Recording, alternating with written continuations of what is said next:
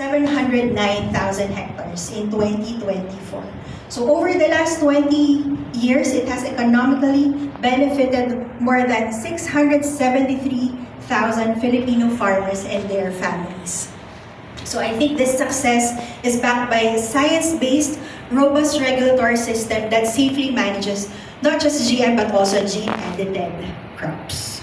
So because of this system, major crops like maize, rice, eggplant, and cotton are now approved for cultivation with some hiccups, alongside a wide variety cleared for food feed and processing. So Doc Tony will provide more information in this discussion later. So what do biotech corn farmers say about this technology?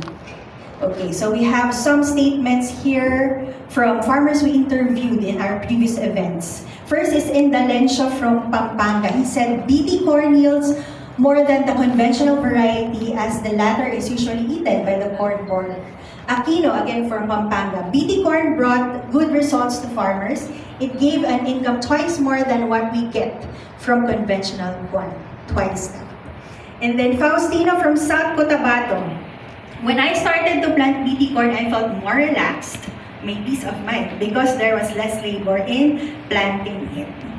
Female farmer from Antique said, BT corn gave us a high profit and we don't need to use many pesticides.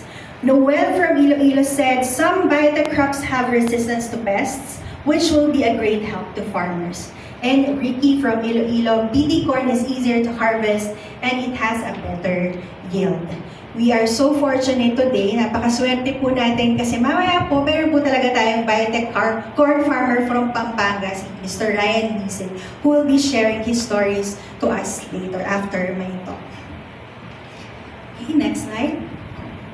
So ISA also manages the GM approval database. We collect all data that we have online and from our partners about biotech events.